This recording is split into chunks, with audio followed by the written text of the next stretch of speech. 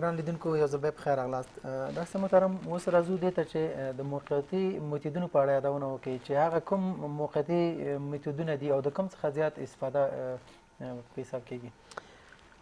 ډېر زیات استفاده له تابلیت یعنې د خولې له لارې ګولۍ یا تابلیتونه دي چې خوړل کېږي. زه غواړم کوشش کوم چې په عوامه ژبه خبرې وکړم چې خلک د ما له خبرو نه استفاده وکړي. او بل پیچکاري یا زرقیات دي یا انجکتیبل او لوپ چې یو سامان ده چې پر داخل د رحم کې ایښودل کېږي او کانډم دا ډېر زیات استفاده کېږي. ډاکټر صاحب تاسو د لوپ یادونه وکړه که لومړي قدم کې دا راشو چې د لوپ څخه په کوم حالت کې استفاده کېږي او کوم حالت کې استفاده نه کېږي او که د دې په ګټو او نواقصو باندې هم یادونه وکړي چې دا څنګه یو میتود دی؟ لوپ ډېر یو سیف میتود ده که په سم توګه استفاده وسي. د حمل امکانات په لوپ کې 2% ده، یعنی په 100 مورګانو کې 2 مورګانې کېږي چې سره له لوپه هم عمل واخلي، یعنی چانس ډېر لږ ده. دا میتود ډېر زیات ښه میتود ده، منتها دا یو مسلکي پرسونل غواړي چې حتما باید تطبیق شي. د مسلکي پرسونل بعضې سامبانالات غواړي چې شاید بعضې وخت نه وي، اما په مجموع کې فواید ډېر زیات دي. دا میتود تقریبا اوږدمهالی میتود ده چې له 3 ته 5 کالو پورې دا کولی شي استفاده وکړي. یوه مور که په سم شکل ورڅخه استفاده وسي او دایمي هلته ورته پاتې کېږي له 3 ته 5 کالو پورې چې واقعا مور ډېر ارامه ایسي، یعنې حمل نه اخلي. مګم دا میتود وقتی چې استفاده کېږي باید مور نه یوه په کلي توګه یو مشاهده یا هیستوري واخیستل سي. بعضې اوقات دي چې دا میتودونه استفاده نه کېږي او که دا استفاده سي بیا نو مور نه تنها دا چې فایده نه کوي، ډېر نواقص هم ورته پیدا کېږي. مثلا مور باید غیر منظمې خونریزیګانې ونه لري، ډېر چرک یا التهابات باید ونه لري، کم کتلات چې فبروم ورته وایي یا فرضاً کانسر یي دې نه باید مور خلاصه یې نه لري، او بل حمل ونه لري. دا ډېره زیاته مهمه ده. دا مختلف اسباب دي چې موږ باید مور نه پوښتنه وکړو که دا شیانې باید ورته لوپ تطبیق نه کړو. په غیر د هغې باندې لوپ نور هیڅ مشکل نه لري او دا ICD یا لوپ واقعا یو ډېره سیفه طریقه ده. بیا هم مننه. ډاکټر صاحب اوس راځو هغه زرقي عملیې ته. که زرقي عملیې په اړه یادونه وکړئ چې دا په کوم سن کې د دې څخه موږ استفاده کولی شو او آیا دا یو مسنونه طریقه ده او که نه ده؟ که په دې اړه یادونه وکړئ چې دا د څومره وخت دپاره دوام لرلی شي که تاسو ووایئ. زرقي هم خپل ښه لري او هم نواقص لري.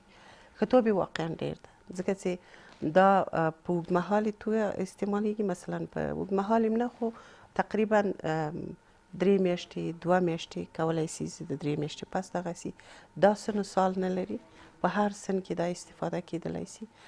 او اکثرا زرقي میتودونه چې زیات دیپو-پروویرا یا DMP ورته وایي یا نوواجکت یا مختلف میتودونه چې دي دا بالا 2 کالو باید خپل ډاکټر سره مشوره وکړي ځکه چې اکثرا د هډوکو مشکلات ښځو ته پیدا کوي. د هغې دپاره دا مشوره حتما باید صورت ونیسي.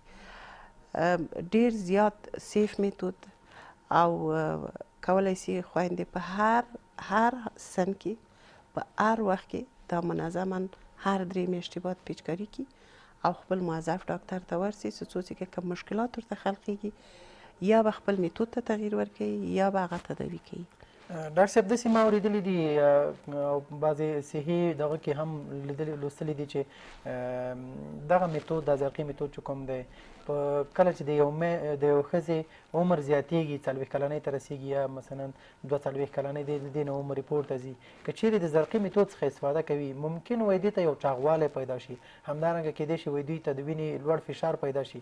که په دې اړه یادونه وکړئ دا څومره صحیح ده؟ اصلا استد مرکزی د زرقي او د خولې له لارې تابلیتو استیرویدونه دي. استیروید خپله دا مشکلات لري، منتها هر انسان ته نه لري او دا په ستاندرد شکل یعنی مینیمم یعنی ډیر اصغري ډیر لږ میتود ده چې فقط دغه نه کېږي چې د تخمې له پخېدو نه جلوګیري کېږي. د هغې دپاره د دې اثرات ډېر لږ دي. خو بیا ما پیشتر هم ذکر وکړ پخوا نه چې 2 کاله بعد باید خپل ډاکټر ته مراجعه وکړي، ځکه چې یو له اسبابو نه چې ښځې ته پیدا کېږي اوستیوپوروز ورته وایي، چې په څوک چې پروجسترون ډېر واخلي، چې دغه زرقي دوا پروجسترون لري، دا باعث د اوستیوپوروز ګرځي. د هغې دپاره دا ډېر لږ ده دا ساید افیکټ. ځینې خلکو ته دا چاقي او دا مشکلات پیدا کېږي، خو په مجموعي توګه یو ډېر سیف او عالي میتود ده. بیا هم مننه. راصیب اوس راشو، تاسو د تابلیت څخه هم یادونه وکړه چې دغه تابلیتونو په اړه یادونه وکړئ چې تابلیت په کوم شکل استفاده کیږي او دا د کوم عمر څخه موږ کولی شو د دې څخه استفاده وکړو. آیا دا یو مسؤون یا سیف میتود دی که نه دی؟ که تاسو یادونه وکړئ. تابلیت ډېر سیف میتود ده، ډېر ارزانه میتود ده او ډېر اسانه میتود ده. منتها اول قدم کې یو خور وخت چې راځي چې میتود نه استفاده کیږي، دا د مسلکي افرادو وظیفه ده چې د هغې نه دقیقه مشاهده واخلي، نظر په دې چې دا څه مشکل لري که یې نه لري، ورته تابلیت تجویز کړي او همدارنګه ورته ووایي چې که تا تابلیت یرسي، که ته تابلیت کې مشکلات پیدا کړي ته څه باید وکړي. ځکه چې همدغه غلط کومونیکیشن ده د مریض او د مسلکي پرسونل له طریقه چې بالاخره د مریض زړه تورېږي له هغه تابلیت یا له هغه سیستم نه او بالاخره بیا هم مشروم راوړي. هغې دپاره دا راهنمایي د مسلکي افرادو ډېره زیاته مهمه ده. اکثرا هغه تابلیتونه چې استروجن او پروجسترون لري پس له 15 کلو نه تجویزیږي، ځکه چې خپله استروجن پس له 15 کلو نه ښځې ته سیف هورمون نه ده. د هغې دپاره نور هیڅ کوم لیمیټیشن یا محدودیت دا نه لري په هر سن کې، په هره سطح د باروری کې چې که 2 اولاده لري، که 3 لري، که 10 لري، دا استفاده کیږي. ډېر ارزانه، آسانه او بیل دي چې موږ کومه مانوره یا عملیه اجرا کړو استفاده کیږي. په دې اړه که تاسو یادونه کړئ ډاکټر صاحب محترم چې دغه ټابلیټ خوړل په کوم وخت کې په حساب صورت نیسي او تر څه وخت پورې کولی شي؟ د ورځې څو ټابلیټ دی اخیستلی شي؟ که په دې عمومي ډول څه یادونه کړئ. موږ 2 رنګه حتی 3 رنګه تابلیتونه لرو.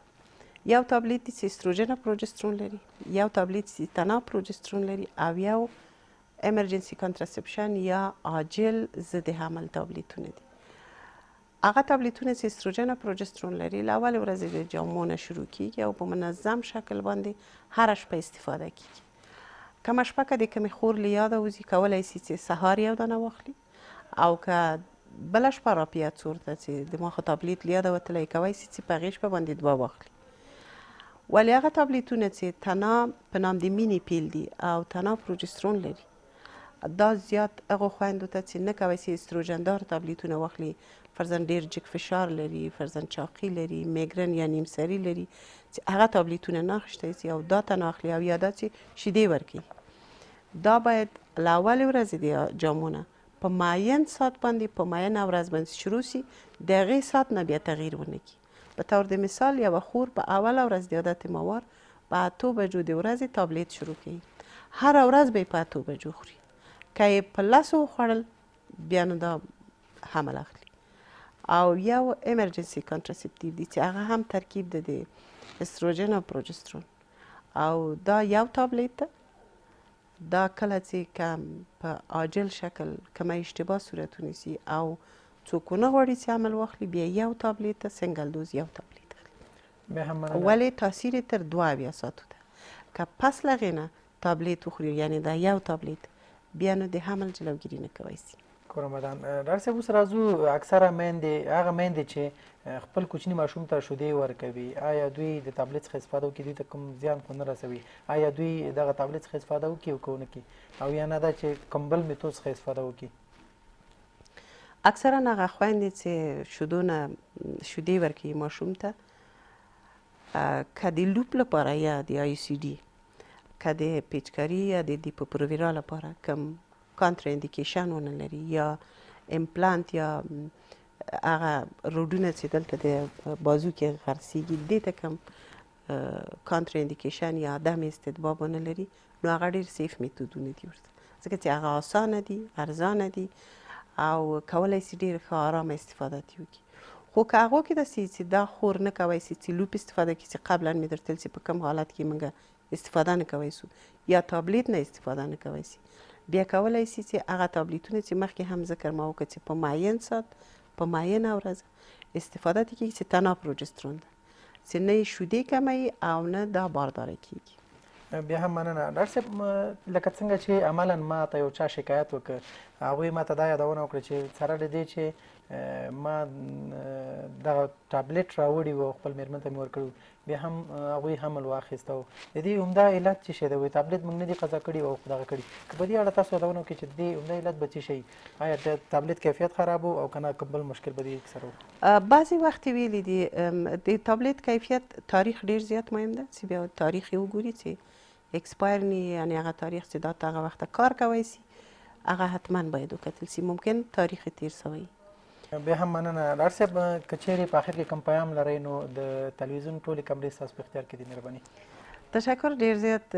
زه د یو مور په صفت او د یو نسایي ولادي ډاکټرې په صفت په ما هم خپل ماشومان ډیر ګران دي او غواړم همیشه سالم او صحتمند ماشومان ولرم. د هغه دپاره وختې که زه سالم او صحتمند ماشومان ولرم یا زمونږ خویندې دا به ډېر یو سالمه کورنۍ ولري، او که سالمه کورنۍ څوک ولري نو سالمه جامعه به ولري.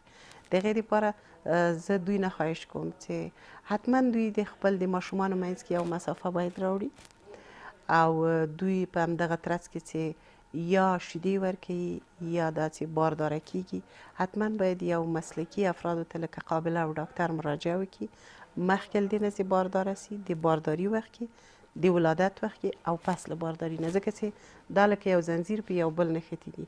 که هر یو ته توجه ونیسي بل بخش آسیب پذیر ده. د هغې دپاره فقط د ما توصیه دا ده ګرانو خویندو ته چې تاسې له موقتي میتودونو نه، هغه میتودونه چې د موقت په شکل تاسې ته دمه درکوي، ستاسو ماشومان صحتمند کیږي او تاسې له هغه میتودونو استفاده وکړئ. بیا هم ډاکټر صاحب نصیري نوریا خیل د نسایي ولادي ناروغۍ متخصص ډاکټر، همدارنګه د ملالۍ زیږنتون رئیس، تاسو ډېره مننه کوو چې زموږ بلنه ومنله او دلته مو موږ ته په حساب زموږ ګران لیدونکو ته مو یو ښه معلومات ورکړل. ډېره ډېره مننه. کور رمضان. ګران لیدونکو، دا وه زموږ د دې اونۍ د روغ رنځور خپرونه چې تاسو ته مو وړاندې کړه. تر بیا مو په بخښونکي خدای سپارم. الله مل شه، خوشحاله شوي ولرئ.